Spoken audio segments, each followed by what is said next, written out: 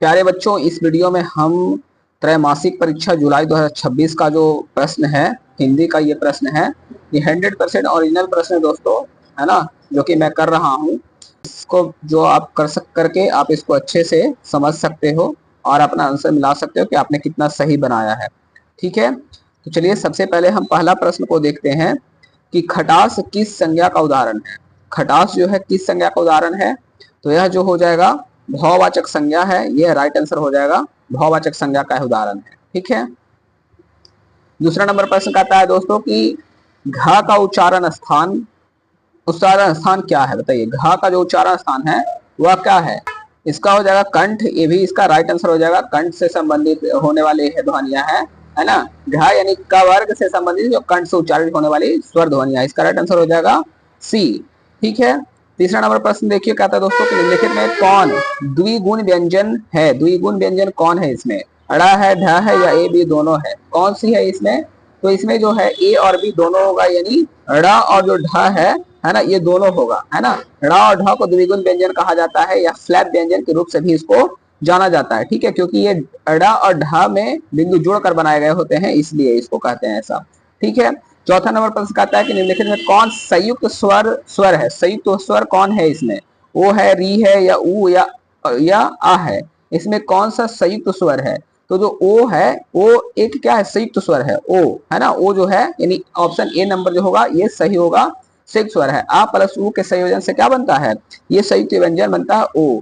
ठीक है, पांचवा नंबर प्रश्न कहता है कि निम्नलिखित में कौन अशुद्ध शब्द है।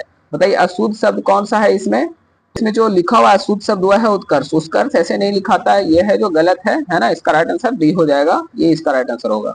ठीक है, छठा नंबर प्रश्न कहता है कि घबराहट शब्द में कौन सा प्रत्यय है ना। घबराहट शब्द में कौन सा प्रत्यय है, हट है, हार है, ता है या आहट है ना। तो घबराहट शब्द में जो है आहट जो है प्रत्यय शब्द है ना। यानी घबराहट शब्द में घबरा यानी मूल शब्द है और आहट जो है प्रत्यय के मेल से बना हुआ है, तो इसका शब्द जो होगा डी इसका राइट आंसर हो जाएगा। परिजन शब्द में कौन सा उपसर्ग है, परिजन शब्द में कौन सा उपसर्ग है ना। तो परिजन में परि उपसर्ग है जो जन शब्द के आगे जुड़कर बना हुआ है, तो इसका राइट आंसर क्या हो जाएगा, बी हो जाएगा, परि, है ना। परि में परि उपसर्ग है जो जन शब्द के आगे जुड़ करके बना हुआ है। ठीक है, आठवां नंबर प्रश्न कहता है कि निम्नलिखित में कौन स्त्रीलिंग शब्द है। बताइए, स्त्रीलिंग शब्द इसलिए कौन है, इसमें गाड़ी जो है स्त्रीलिंग शब्द है ना। गाड़ी एक स्त्रीलिंग शब्द है, जैसे गाड़ी आ रही है ना, तो ये क्या हो जाएगा, स्त्रीलिंग शब्द हो जाएगा। नौवां नंबर प्रश्न कहता है कि निम्नलिखित में कौन पुल्लिंग शब्द है। बताइए, निम्नलिखित में कौन पुल्लिंग शब्द है, पुस्तक, परीक्षा, कारोबार या फौज, है ना।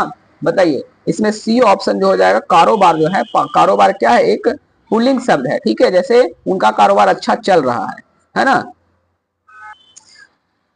तो इसका सी राइट आंसर हो जाएगा। ठीक है, आगे देखिए 10वां नंबर प्रश्न कहता है कि निम्नलिखित में कौन शब्द, अब ये भाव समास का उदाहरण है। अब ये भाव समास का उदाहरण कौन सा है, तो इसमें प्रतिदिन यानी ए वाला ऑप्शन जो हो जाएगा राइट आंसर हो जाएगा। प्रतिदिन में जो प्रति अव्यय है, इसलिए अव्ययी भाव समास इसको कहेंगे हम। ठीक है, 11 नंबर प्रश्न कहता है कि सर्वनाम के कितने भेद होते हैं, है ना। ये तो बहुत ही सिंपल है, इसके 6 भेद होते हैं। राइट आंसर है इसका, है ना। 6 भेद होते हैं, पुरुषवाचक, निश्चयवाचक, अनिश्चयवाचक, संबंधवाचक, प्रश्नवाचक और नीचवाचक, इसके 6 भेद हैं। ठीक है, 12 नंबर प्रश्न कहता है कि निम्नलिखित में कौन तत्सम शब्द है। तत्सम शब्द इसमें कौन सा है, बताइए, है ना। तो इसका बी जो राइट आंसर हो जाएगा, चंद्र जो है इसका सही उत्तर है। चंद्र संस्कृत शब्द से है जो हिंदी में ज्यों का त्यों उपयोग होता है। फूल, आम और मोर तत्सम शब्द ये सब है ना। तो इसलिए ये सब जो है ना, ये जो है तत्सम है ना। तत्भव, वो तत्भव है, ये सभी जो है तत्भव है ना। ये सब जो तत्भव है, ये जो है हमारा राइट आंसर हो जाएगा बी वाला, है ना। बी जो होगा चंद्र संस्कृत शब्द का है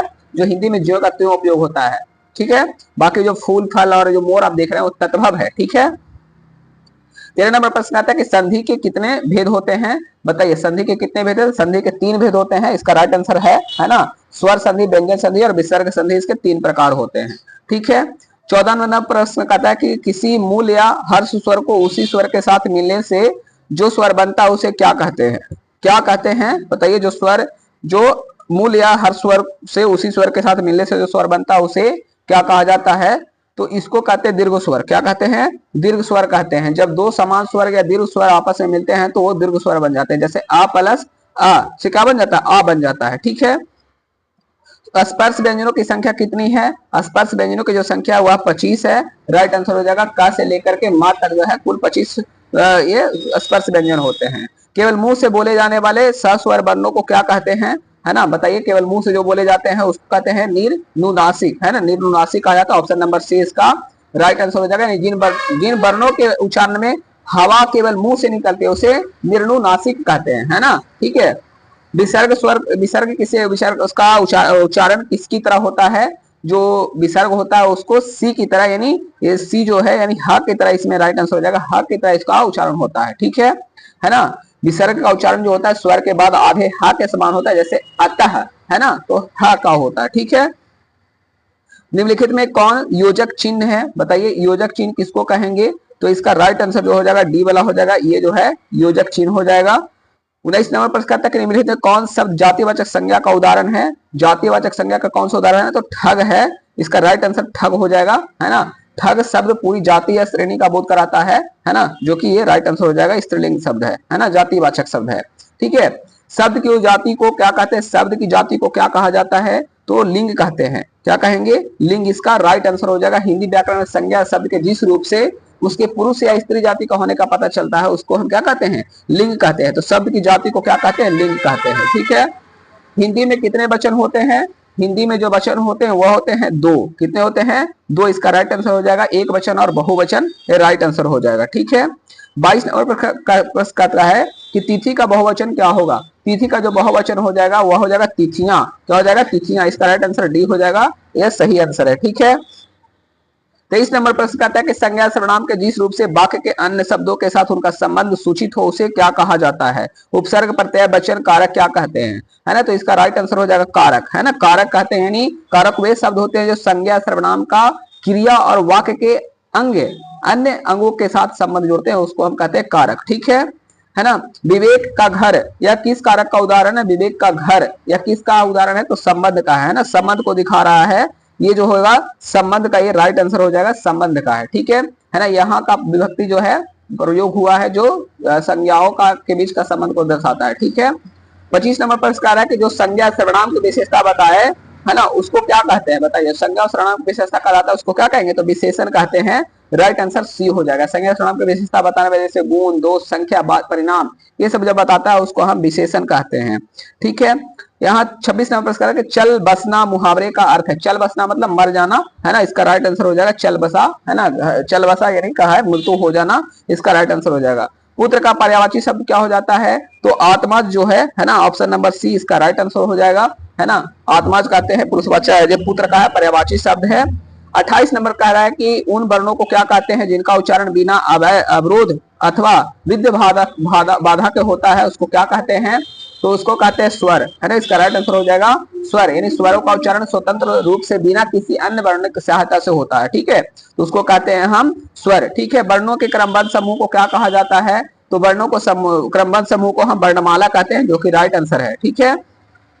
30 नंबर प्रश्न कह रहा है कि निम्नलिखित में कौन दीर्घ स्वर है, दीर्घ स्वर निम्नलिखित में कौन सा है, तो ऊ जो है इसका राइट आंसर हो जाएगा, ऑप्शन नंबर बी इसका राइट आंसर है। अ, ऊ और री हर स्वर है, ये सब जो है हर स्वर है, बाकी जो ऊ है वो एक दीर्घ स्वर है, ठीक है।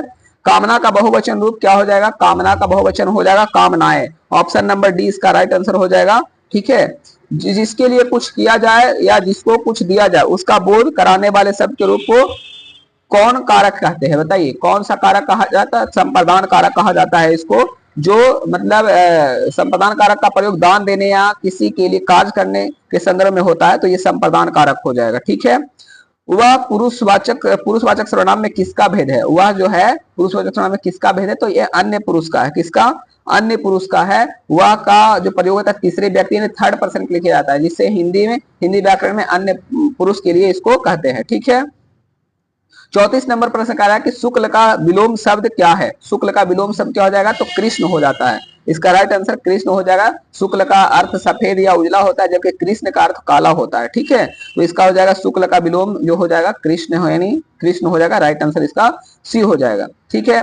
घर बसना का मुहावरे का अर्थ क्या है, घर बसना यानी क्या करना, बताइए, है ना, विवाह करना हो जाएगा, है ना, कुछ नहीं होगा, ये मौका ताकना, दुर्गति प्राप्त, ये भाग जाना, ये सब नहीं होगा, है ना। विवाह करना हो जाएगा, जब कोई शादी करके अपनी गृहस्थी शुरू करता है तो उसको हम घर बसाना कहते हैं, ठीक है।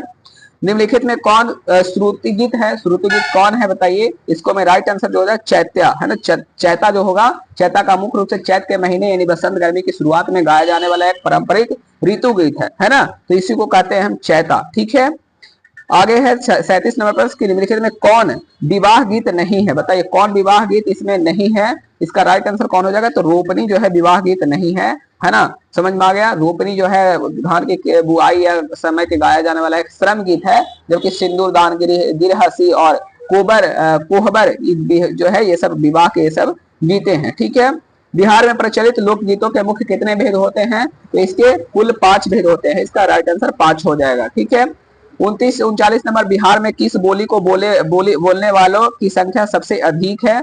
तो भोजपुरी जो है सबसे ज्यादा बोला जाता है बिहार में, है ना। रउआ के का खैनी न कर ली, है ना, ये ऐसे करके बोलते हैं। जनेऊ के अधिकारी कुमार को लोकगीतों में क्या कहा जाता है? तो उनको कहते हैं बउआ कहते हैं। क्या कहते हैं? बउआ। क्या कहते हैं? बउआ। इसका राइट आंसर हो जाएगा ऑप्शन नंबर सी हो जाएगा। श्री पूजन सहाय का देहांत कब हुआ था? तो श्री पूजन सहाय का जो देहांत हो गया 1963 में हो गया था, इसका डी ऑप्शन नंबर सही हो जाएगा। आगे देखते हैं 42 नंबर क्वेश्चन का रहा है कि श्री पूजन सहाय के बचपन का क्या नाम था? तो इसका जो श्री पूजन सहाय के बचपन का नाम था भोलानाथ, इसका राइट आंसर हो जाएगा। कहानी का प्लॉट शीर्षक पाठ में मुंशी जी के बड़े भाई क्या थे? तो आपको पता होना चाहिए कि ये सिपाही जी थे, है ना। कहानी का प्लॉट शीर्षक पाठ की विद्या क्या थी? है ना, तो यह जो इसका जो विद्या था, है ना, वह था कहानी, है ना, वो कहानी था एक प्रकार का। कहानी का प्लॉट शीर्षक पाठ में मुंशी जी की पुत्री का क्या नाम था? है ना, बताइए क्या नाम था? आपको पता होना चाहिए कि इसका नाम जो था भगजोगनी था, राइट आंसर हो जाएगा। ठीक है, 46 नंबर प्रश्न आता है कि भारत का पुरातन विद्यापीठ नालंदा शीर्षक पाठ की विद्या क्या है? है ना, इसका विद्या क्या है? तो यह एक निबंध है, इसका राइट आंसर निबंध हो जाएगा।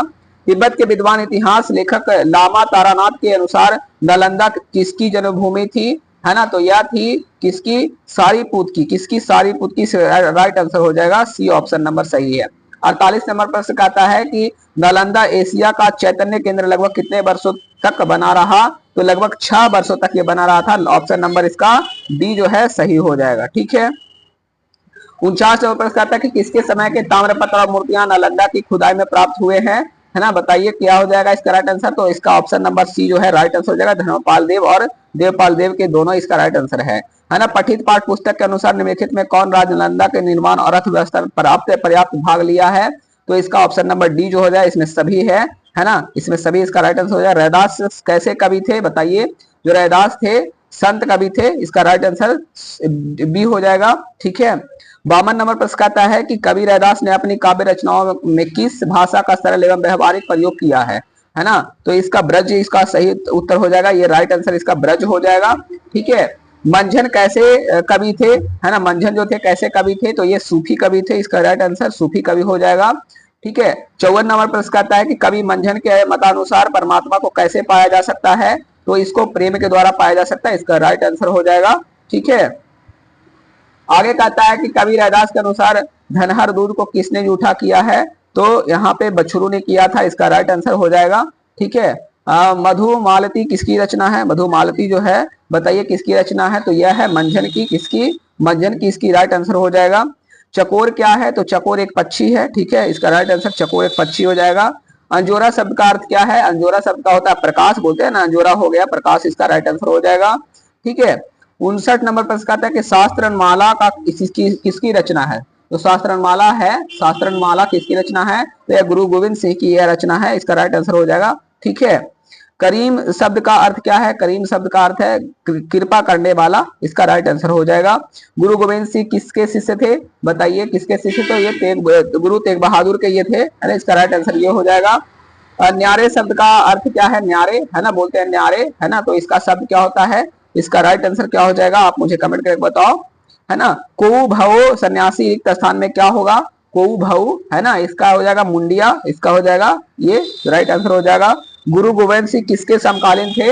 गुरु गोविंद सिंह औरंगजेब के थे, है ना, इसका राइट आंसर क्या हो जाएगा? औरंगजेब। 65 नंबर प्रश्न कहता है कि कवि मंझन के अनुसार इस संसार में किसका प्रकाश फैला हुआ है? तो प्रेम का, इसका राइट आंसर ये हो जाएगा। ठीक है, कवि रैदास प्रभु की तुलना दीपक से करते हुए अपनी तुलना किससे किए हैं? तो यह जो किए हैं बाती से किए हैं, इसका राइट आंसर क्या हो जाएगा? बाती, ऑप्शन नंबर सी। और 67 नंबर प्रश्न कह रहा है कि मधुमालती की रचना कब हुई थी? तो मधुमालती की रचना जो हुई थी सन 1545 में हुआ था। ये इसका राइट आंसर हो जाएगा ऑप्शन नंबर ए। और 68 नंबर कह रहा है कि अजहद शब्द का अर्थ है, अजहद शब्द का अर्थ है इसमें से सभी, है ना, जैसे असीम, बेहद और अपार सब इसमें हो जाता है।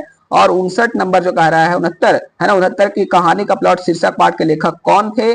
तो इसको आपको पता होना चाहिए कि ये शिवपूजन सहाय थे। ऑप्शन नंबर 20 का राइट आंसर हो जाएगा। और लास्ट सबसे जो प्रश्न है, भारत का पुरातन विद्यापीठ नालंदा शीर्षक पाठ के लेखक कौन है? तो यह थे राजेंद्र प्रसाद, है ना, जो कि ये देखिए 70 को सारे के सारे जो ओरिजिनल प्रश्न है ना, इसको आप अगर अच्छे से अगर कर लेते हैं, है ना, तो आपको इसको बहुत ही आपको हेल्पफुल होगा अगले एग्जाम के लिए या फिर इसको प्रिपरेशन के लिए, है ना, बहुत ही अच्छा है। देखिए ये सब जो भी है इंपॉर्टेंट क्वेश्चन है इसमें आपके आए हुए सब ये सब एग्जाम में, ठीक है, तो इसको अच्छे से आप कर सकते हो, है ना, ठीक है।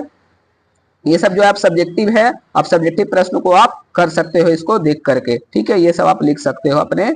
आई होप आपको वीडियो अच्छा लगा होगा और पसंद आया होगा। अगर वीडियो अच्छा लगा है तो प्लीज चैनल को सब्सक्राइब कर दीजिए, ठीक है, धन्यवाद।